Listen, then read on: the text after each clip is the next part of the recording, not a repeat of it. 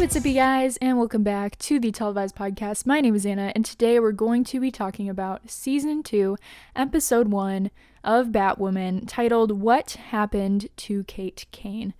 I really enjoyed this episode. I thought it was a really strong way to kick off the season. I thought it was really, action-packed.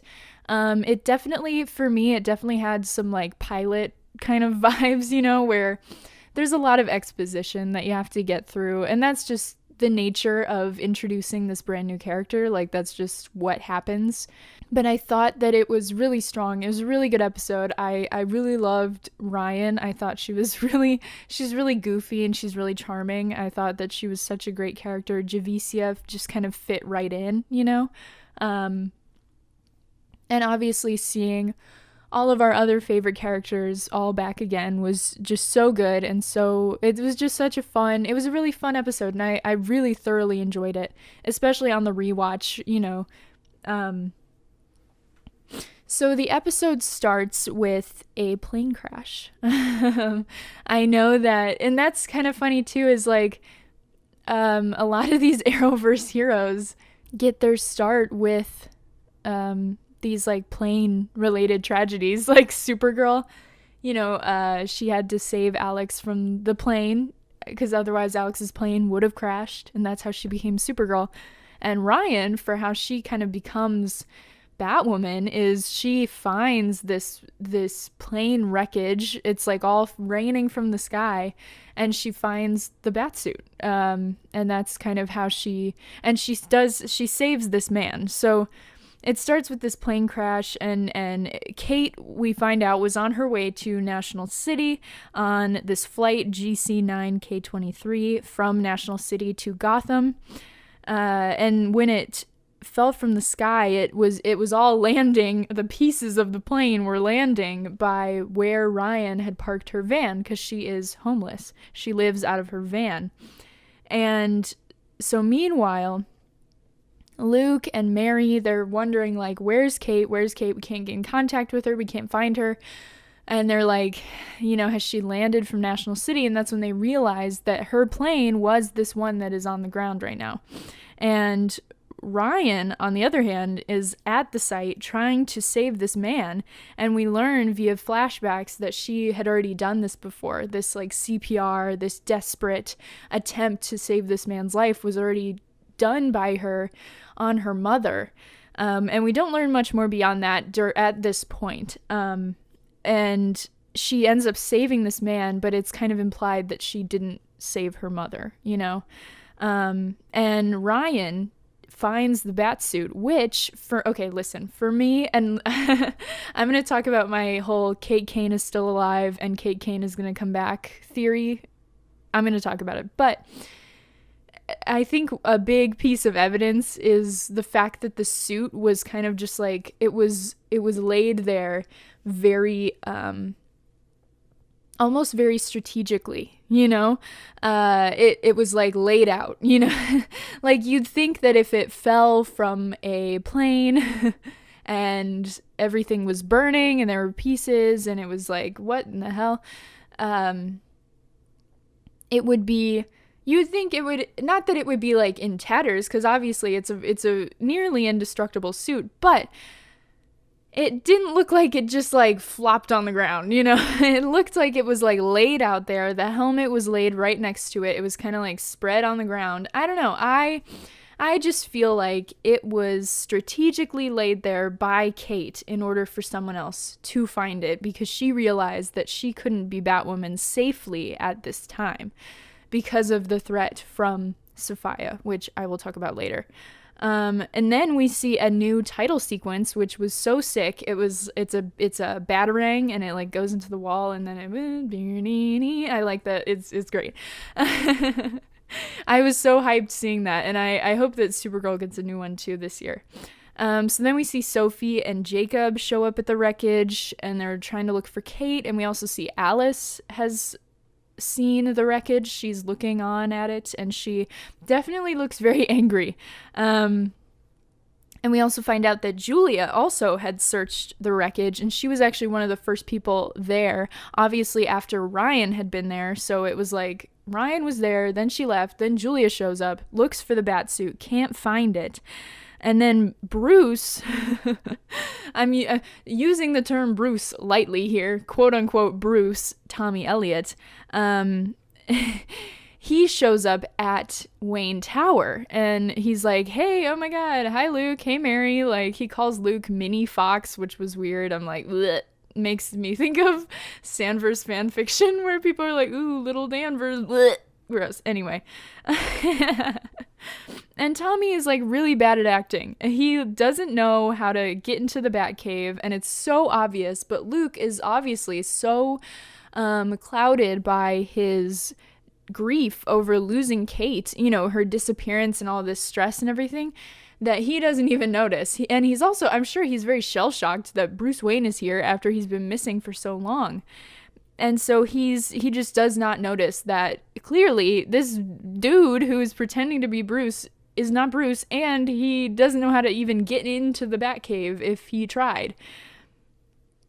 So then we see Ryan, and she's having a meeting with her parole officer, and this parole officer lady just like doesn't understand how the system is actively working against Ryan.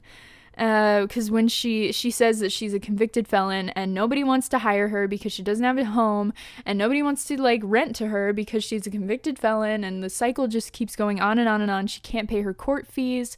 She can't get out of this hole that the system has built and dug for her. And she feels very powerless. And one thing that this moment also kind of establishes, which is really interesting, is that she says that it was not her drugs. First of all, she's like, hey, they weren't even mine. You know, I don't know where they came from. And then she says that the crows are dirty. Oh, which is really interesting because it's like, what does that mean for Ryan's relationship with Sophie and with Jacob, and how Jacob is, well, first of all, how Jacob's going to react to someone else in the bat suit and another Batwoman coming about and doing that, and how Ryan will react like maybe hostilely towards the crows, and especially Sophie.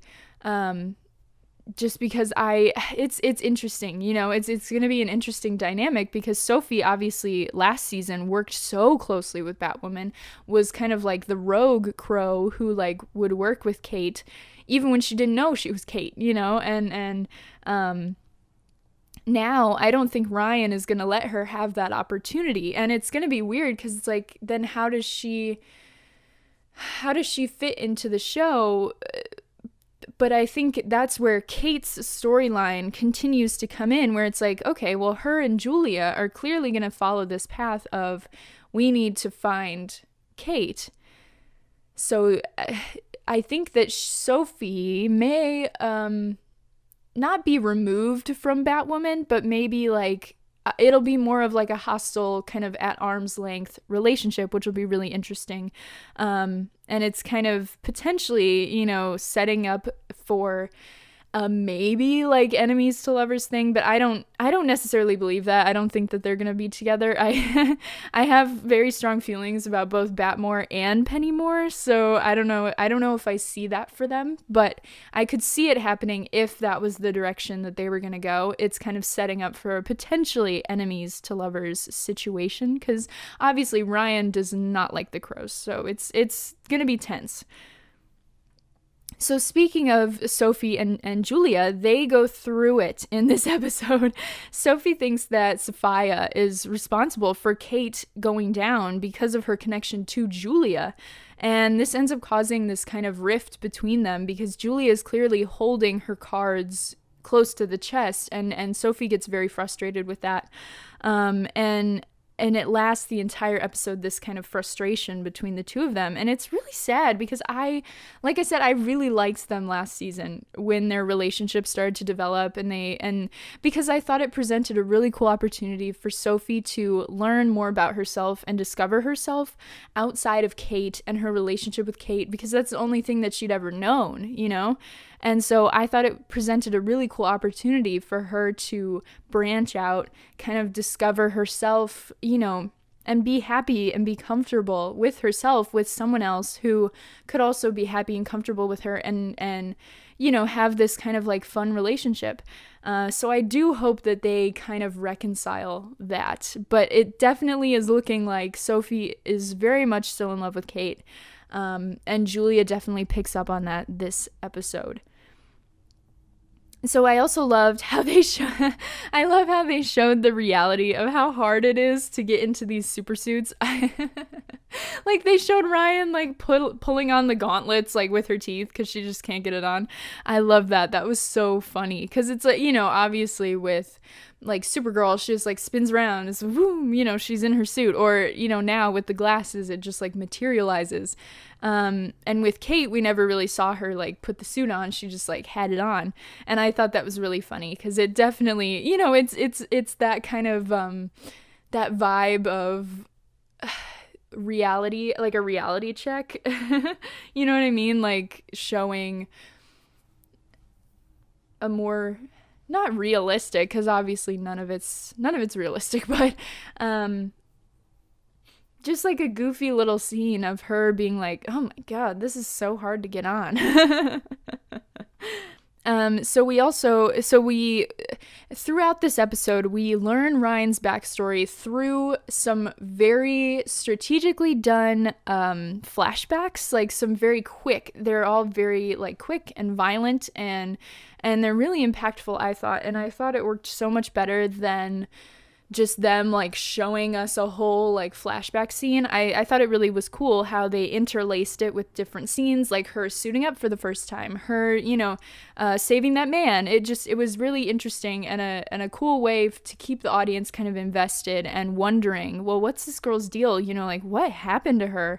And it's a cool way to establish her backstory.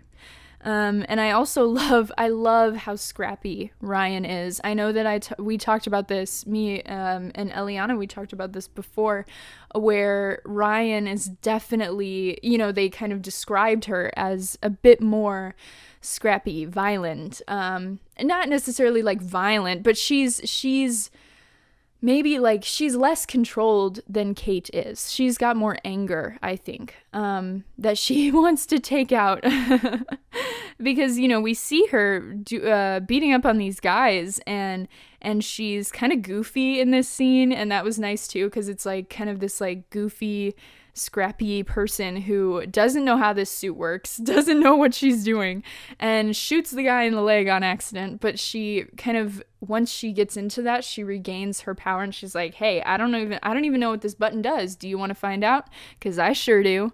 And that was just, it was really interesting and a really funny way to kind of like introduce how she is. Yes, she's kind of goofy and you know, like silly in that way, because she talks to a plant.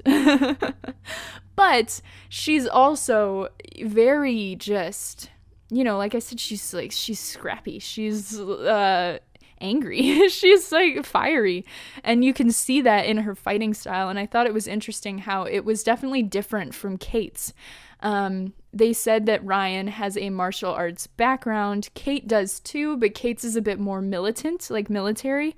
And so I think if you were to go back and watch like a Kate fight scene from last season and then watch a Ryan fight scene from this premiere, they'd be really different. And I think that's really cool, because this episode kind of does a really good job establishing how different they are.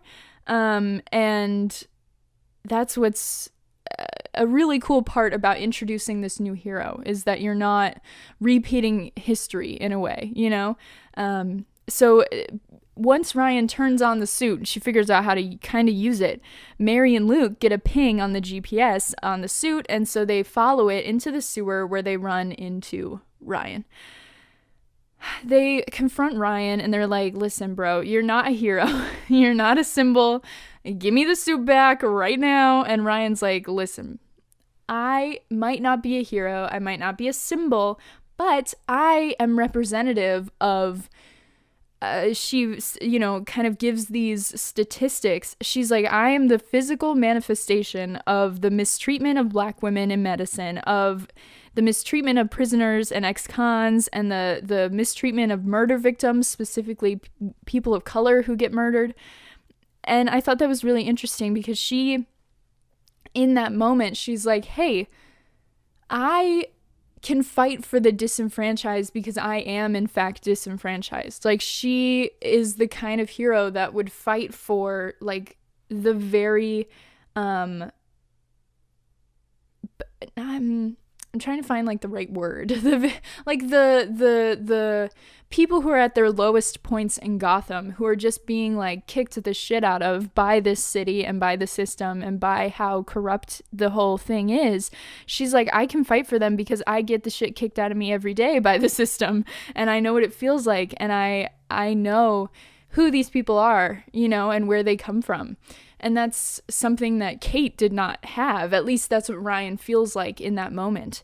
And she kind of vanishes. She's like, listen, I'm not done with the suit yet. I need it for something. And Mary and Luke are obviously very, very frustrated with that. But that leads into one of my favorite scenes of the whole entire episode. It's one where Mary is reading Ryan's history as an orphan, a high school dropout, her prison stint, and also about her adopted mother. And so Ryan, at the exact same time, so these scenes are running like parallel. They go back and forth and back and forth. They're intercut between each other. Ryan, at the same time, she's reading about Kate and her Silver Spoon legacy, and also her work within the LGBT community, and her efforts in helping to create affordable housing with her real estate agency. And I really love this scene because it showed Mary how Ryan has this potential as a hero because of how she has survived so much and how strong that she is, and how that could definitely be an asset when becoming a hero, because you have to have that kind of empathy within your heart and sympathy on Ryan's part, because she probably can relate to a lot of what these people are going through. You have to have that in your heart in order to be a hero and watch. That's why Kara is a great hero, because she's lost everything. She's lost more than anybody in the whole world. And so that's why, and that's what gives her all of the love in her heart. And that's what's something cool and something I see in Ryan that makes me think of Kara, because Ryan has lost so much. She's lost so much. She's been just dealt the shittiest hand by life ever. And for her to become a hero, she has the capacity to inspire hope and also just be unbelievably empathetic and supportive, which is just really cool. And I love that. I loved that for something to see in this hero, and not to say that Kane didn't have any of that, because she did. Obviously, she went through a lot too with losing Beth and with her sexuality as well. But it just, it's more difficult when you're born with, into like this rich family, and so at the same time that Mary is realizing this potential in Ryan is also realizing that Kate is not who she thought she was. She's realizing that Kate, besides being, yes, she's extremely privileged and extremely, has so much power in her life, she used that power for good. That's what Ryan is realizing in this moment, which I thought was really cool, because it showed, like, look, Kate might be gone, but Ryan is going to respect Kate's legacy and honor Kate in that way, because she has respect for Kate, because she realizes that despite Kate being born, like with this silver spoon in her mouth, that she was still using all of her power that she had as both Kate Kane and Batwoman to help the city and to give back to this city. and to help those who are disenfranchised, like Ryan. And I think that's really cool that, it wasn't like a Ryan's just gonna shit on Kate Kane fest, like Kate Kane was and is a good person. And Ryan realizes that, which I thought was really cool. And we also see Mary in this moment kind of have a kinship with Ryan. She finds a point that they relate to each other because Alice, by proxy, is responsible for Ryan's mother's death. And obviously Alice killed Mary's mom, so she's like, hey, I understand why she wants to keep that suit. She wants to go murder Alice. She's like, I get it, and I'm gonna let her do it. She's like, she's more than welcome to keep it. She can keep it. And also, but it's kind of sad in this moment when Ryan is realizing all of this respect that she has for Kate Kane. She's also doubting herself, which is really sad because obviously she's letting kind of the words of Mary and Luke kind of get to her, where she's like, you know what, they're right. I'm not a hero. I'm not like Kate Kane. I don't have that kind of power. I'm not her. I can't be Batwoman. And it's really sad. And I hope that, within the next episode, we can see Mary. I definitely think that Mary will be the one to kind of reach out and be like, hey, the city needs a Bat, whether we like it or not. And Bruce Wayne is gone and Kate Kane is gone and we need somebody to do this. And it looks like it's going to be you.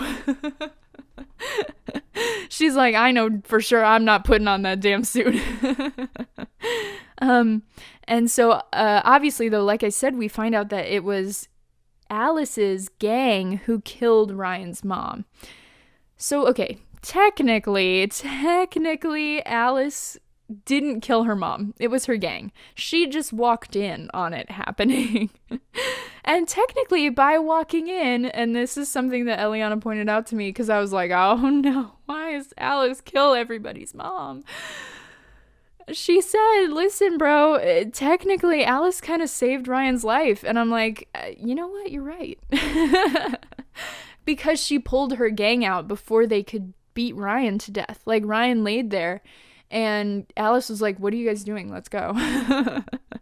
Obviously, she didn't know that she was saving Ryan's life, but there's a little bit of redeemability there, because I have my hopes for this enemies to lovers Alice Ryan thing. I want it to happen. I've wanted it to happen for a long time, and I need it to happen. Because like that would be so good. And there's so many other villains on Batwoman that I want my Alice redemption, because she gets redeemed in the comics. So I'm like, I'm here for it. I'm ready for it. I need it. And so she could be redeemed through this enemies to lovers trope with Ryan. And it wouldn't be so bad because she technically didn't kill her mom. Her gang did. And I think that this theory can hold some weight, because Rachel on live with Ozzy, when they were cooking together on her Ozzy Tries Cooking Instagram, she said that she was kissing somebody, and I'm like, ooh, who are you kissing? Because who else? You know what? Who else could it be? It's not Sophie, because I know that if they were kissing for real, they would not be talking about it all over the place. They're just talking out of their ass, and that's the truth. But I think that potentially she could be kissing Ryan, because who else is she kissing? No one. That's the truth. She's kissing Ryan. So then in the same office scene, because this Mary looking up all of this information takes place at the same, in Wayne Tower. So in the same scene, we see Luke, and he's blaming himself for Kate's disappearance, which is just so sad. He's crying and everything. It's really upsetting.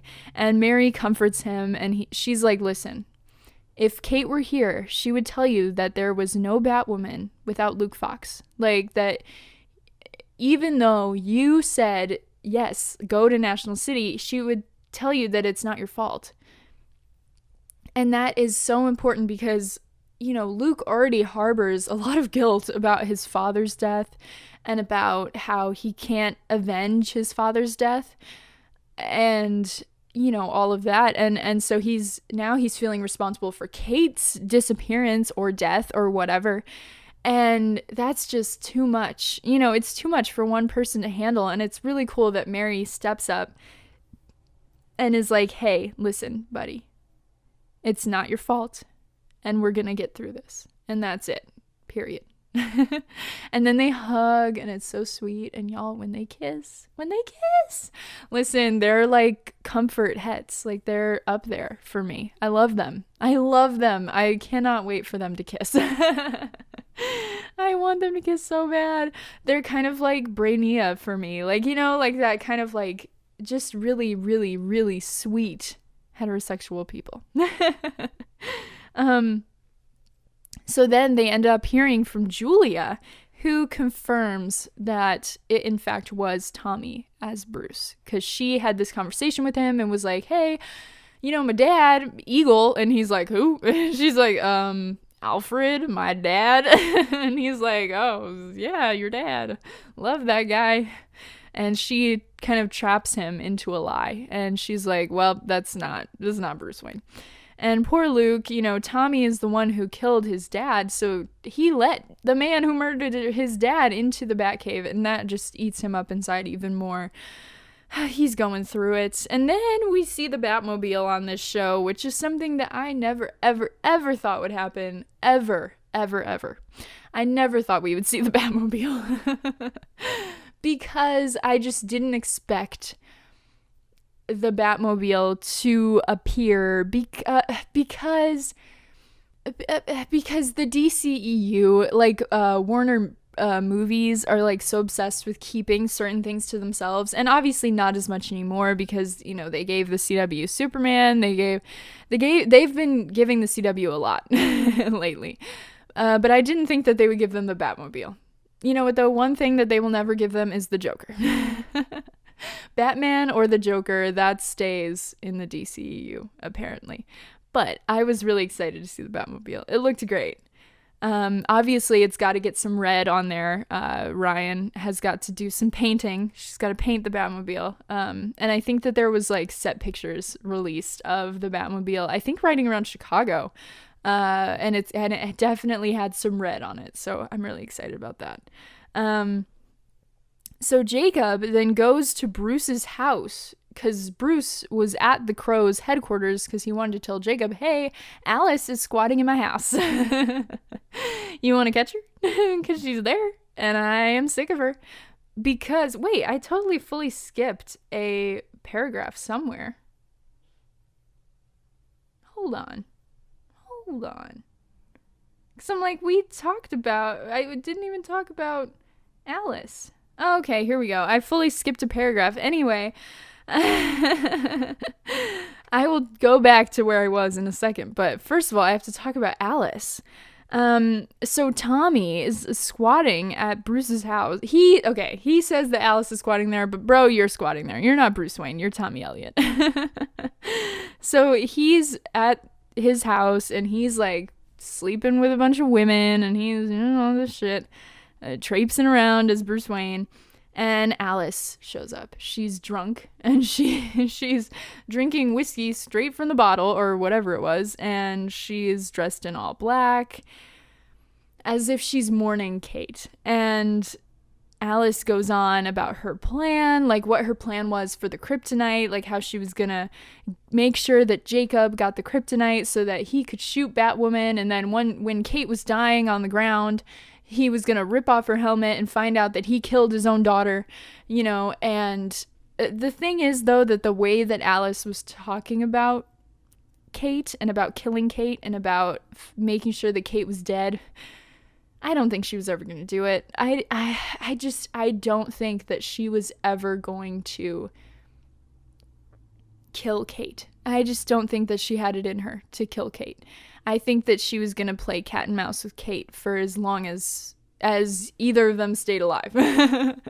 You know what I mean? Like there was just no way that she was going to murder Kate, because as much as she thinks that she despised Kate and was so mad at her for betraying her and all of this stuff, she still, I think, obviously just like loved Kate and wanted Kate to love her back. And that's all she wanted last season. I mean, and I don't think that just went away, when Kate locked her in Arkham. I think that it just, I mean, obviously it made her mad, but I just don't see Kate or Alice ever having killed Kate. I just don't think it was going to happen. Which I think that's why she was so angry. She's like, listen, I know that I talked about wanting Kate dead, but I didn't mean it. Okay, so now we could go back to where I was. Back to Jacob and Alice. So this is later. Jacob and Alice are talking at Bruce's house, and she actually reveals that Kate was Batwoman. And it's the funniest reveal ever, because she's literally like, how many lesbians do you know that would be sympathetic to me and also are just extremely highly military trained? Like, it was your daughter. And he's like, oh my God, you're right. It was a really sad scene, though, because it's like she hurts Jacob so much in this scene by telling him that, hey, the last time you saw your daughter was when you were trying to kill her. Ha! And she died knowing that you hated her. Ha! It's all of that. And I did feel kind of bad for him, even though I hate him. And one thing that I think maybe Jacob didn't realize in this scene is that he hurt Alice back. He did. He hurt her too. By, saying like, listen, I'm not going to give up on Kate. And I know that in the back of her mind, she's like, why didn't you do that for me? Like, why couldn't you have this drive to save me? Like, did I not mean as much to you as Kate does? And it's definitely something that I think she'll kind of struggle with for this whole season while the search for Kate continues, or at least the search for answers continues. And it obviously just, it brings up old wounds. I mean, even at some point, Jacob in this episode was like, hey, I don't understand how this is happening again. Like, I don't understand how I am searching for my daughter's body again. It's really sad. So then there's this crazy car chase, because obviously Tommy got his hands on the Batmobile, and so there's this crazy car chase between Ryan's van and the Batmobile, but Luke ultimately gains control of the Batmobile to help Ryan out, and it's so funny because Ryan is like, look at his car, I don't even have hubcaps. Which is so funny. And honestly, that scene was kind of unbelievable, because it's like, how could that dinky van outrun the Batmobile? But I'm just gonna put it down to the fact that Tommy didn't know what he was doing when he was driving it. But then, so Luke gained control of the Batmobile and he stopped it. He just fully was shut it down. So Tommy gets out and he finds Ryan's van, because she parked it. She's like, all right, I'm gonna park it, put the suit on, and I'm going to confront this guy. So she does, and while she's wearing the suit, and Tommy shoots her with the kryptonite, and it pierces the suit, and she lays on the ground and kind of acts like she's dead. And then she gets up, because he looks over at her, and she gets up and she just starts beating the shit out of him. And then he breaks her potted plant, which she thinks is her mom. I mean, she doesn't think it's her mom. She just views it as a representation of her mom. She's not crazy. I'm not trying to say that. It's a really sweet coping mechanism. But she breaks the pot of that plant, and she's like, you just hurt my mom. So she goes absolutely bonkers and just beats the utter garbage out of him. She just, oh my God. So she beats him so hard that his face falls off. Oh my God. He's sitting there looking like a pizza that the cheese fell off of. Jesus. And it's so interesting to watch Batwoman be this rough. I mean, Kate only ever really lost it on Mouse's dad, Cartwright, in the first season. I mean, she wasn't this rough. I mean, that was crazy. And it made me, I mean, I talked about this before, but how I thought that Ryan might kind of be more like Pattinson's Batman, and she's kind of shaping up to kind of be like that, where she's just gonna rail on these people. And I wonder if, Luke and Mary will have to kind of intervene and be like, hey, buddy, I wouldn't go so hard on these people. Oh my God. And so then Ryan goes to Wayne Tower and she's like, hey, here's your suit back. It's not bulletproof, by the way. Like, that hurt. And she gives Luke the kryptonite back, and she doesn't seem to really know what it is, which is weird because you'd think that everyone would know what it is. Like, especially on Earth Prime. I don't know. That's fine. It's fine. It's fine. Because, I mean, Supergirl and Superman, like, and Lex, like, he was this crazy guy. He was all in the papers. Well, actually, oh my God, wait, maybe that makes sense. Because in this reality, Lex never went crazy. So no one knows what kryptonite is. Oh my God. Congratulations to the Batwoman writers. Somehow you've managed to be more consistent with Supergirl's writing than Supergirl has. Round of a fucking applause for you. Holy shit. Oh my God. Because I'm like, hold on. How would anybody not know what kryptonite is? Well, if Lex never went fucking crazy, then of course no one would know what kryptonite is. Oh my God. Oh my God. Oh my God. Oh my God. That's so great. I didn't even think about that. Sorry, I can't get over how great that is. Anyway. So Ryan, so she leaves, but Mary, as Ryan's leaving, she's like, listen, I think that you could be a hero. She doesn't tell that to Ryan, but she's kind of like, Luke, hey, look, she did a good job. I mean, she beat the shit out of Tommy, and it was kind of badass. And Luke's like, listen, Kate is Batwoman, and that's it. Like, you know what I mean? And, so Mary, pleads with Ryan, and is like, hey, listen, you don't have to take the suit back. Like, you don't have to. You don't have to take the suit back. Or you don't have to bring the suit back to us. Like, she is like, you can be a hero. And you know what? In that moment, I wanted them to kiss. Like, Mary was looking at Ryan. I'm like, y'all LGBT or something? Oh my God. Oh my God. So then, back at the Crows headquarters, Julia confronts Sophie about her still loving Kate. And then she gives her this letter from Kate. And in the letter, Kate tells her that she is Batwoman. She tells Sophie, listen, I'm Batwoman, and I did it to protect you. I did it because I was scared that you would reject me for lying to you. I did it because I love you. I hid this from you because I love you. I wanted to protect you, and all of this stuff. And you know what? It sounded real familiar. Guys, it sounded real familiar. It sounded almost exactly like the reveal from season 5, episode 1 of Supergirl between Kara and Lena. It genuinely felt exactly like that. And I cannot believe that happened. And of course, a lot of people were really mad that people were pointing out those parallels. But hey, we don't write the show. We don't write any of these shows. I mean, it's another instance of proof that the Supergirl writers use inherently romantic tropes and reasonings and situations for Kara and Lena that other writers use in those exact romantic situations on other shows. So thank you, Batwoman writers, for giving us the parallels of the century. And what's interesting is that they didn't have Ruby read the letter. It was actually Megan, Sophie, reading that letter.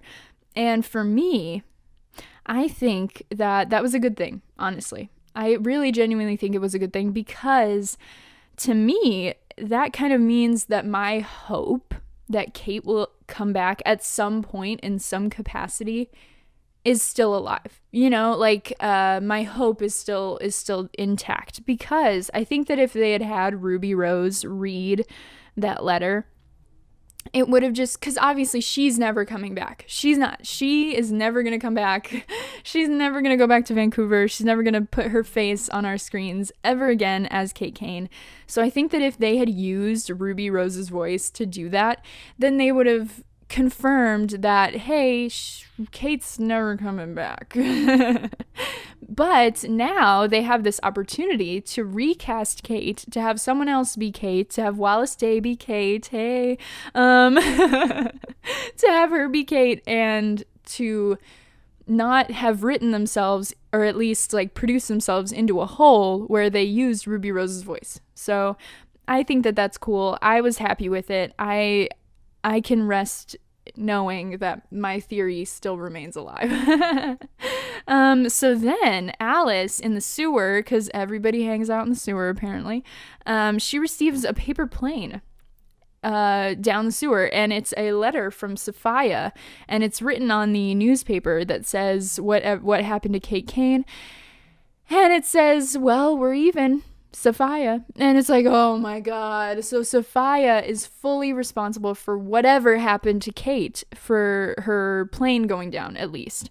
And so I think that that's really interesting to hear that and to see that, because obviously now we know that Sophia is a huge threat. And I mean, we knew that from last season because Alice was so worried about her. And I wonder what Alice did to Sophia to make her so mad that she would kill Kate Kane, and just shoot her out of the sky. And so that's really an interesting thread that we're going to have to see unfold, which I'm really excited about. And we also see that Alice, so it's only been 2 days since the finale in canon time. It's like literally 2 days after Alice gave Bruce Wayne a new face. And 2 days after she killed Mouse. So she's hanging on to his body and she's talking to him as if he's still alive. And so he's just chilling down there in the sewer. And that's going to get real gross. I don't want another instance of Cheryl with her dead brother. I'm not trying to have that. I'm not trying to see somebody rot on screen again. So I hope that Alice, gets rid of Mouse's body at some point. She needs somebody new to talk to. And so in the final scene of this episode, which, goddamn, what an action-packed episode. It was nonstop, bro. But so then we see Ryan talking to her plant, as if it's her mom, which again is something really sweet. And she's talking and she's like, listen, I just want to be redeemed. I just want, I want to be your best girl again, which is so sad. And, so she just wants to be redeemed in her mom's eyes. But we also, the biggest bombshell, I think, from this episode is that obviously we know that Ryan got shot with that kryptonite and it fell out because she gave it to Luke, but she's got a real nasty bullet hole. And she's got those kryptonite green veins around it. Oh, shit. And it's not looking good for her. It's not looking good at all. And that's really interesting because it's like, holy shit, what is she going to do? And I feel like this is something that is going to fester for a long time because she's not going to tell Luke about it. I know that. I already know that. She's not going to tell Luke about it. And some shit is going to happen to her because of that. I don't know what. I mean, we all saw what happened to Metallo. He exploded. That wasn't good. I mean, he had kryptonite in him, for a long time, so that it wasn't looking good. But I'm really intrigued to see what happens with Ryan and see what happens with this wound, and especially because there was supposed to be a Superman and Lois crossover with Batwoman this season to be the crossover, of the season, because there was going to be no gigantic crossover because of COVID and Crisis and everything. But that was recently canceled. So honestly, I feel like this might be an opportunity for some little cameos from people from Supergirl, which would be really interesting. Because I think it would be much cooler if we had, Lena, who we've seen on screen for the past 5 seasons working with kryptonite. Like, hell, her whole storyline in, seasons 3 and 4 was revolving around her working with synthetic kryptonite and learning about its properties and reading Lex's journals.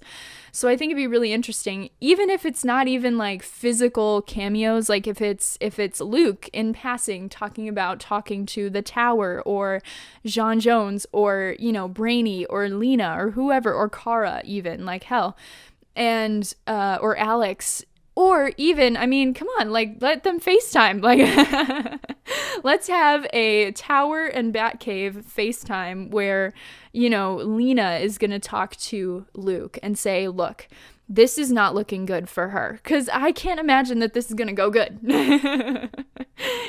So I hope that happens. I hope that they don't kind of try to shoehorn like Superman in there, because I feel like, especially because as an audience of the Arrowverse, they've established, these people who are super duper knowledgeable about kryptonite on Supergirl, and it would be really silly of them, I think, to miss that opportunity. So I hope that that's what's going to happen, especially because the physical, crossover of it all has been canceled. I hope that they can just be like, hey. And obviously, too, the characters from Batwoman know the characters from Supergirl more than they know the characters from this Superman and Lois show, Like, Superman is a total stranger to most of these people. Luke hung out with Kara a lot. Not a lot, but more than he hung out with Superman, or he hung out with, whoever. So there's definitely, like, and Kara and Kate had a really good relationship. So I think that Luke especially would be way more trusting of Kara than he would be of, like, Clark, or, Lois, or any of their crew, or whatever. I don't know what they're doing over there at Superman and Lois, but it's just like, I think that makes so much more sense. And if they had gone through with this, like, Superman and Lois crossover, I think I would have been even more mad about it, like, I would have been really upset that that they missed that opportunity to use the already established relationships that they worked hard to establish, in Crisis and stuff, that they totally ignored them to play, with Superman on this show, so I would have been really mad about it. So I'm glad that it got canceled.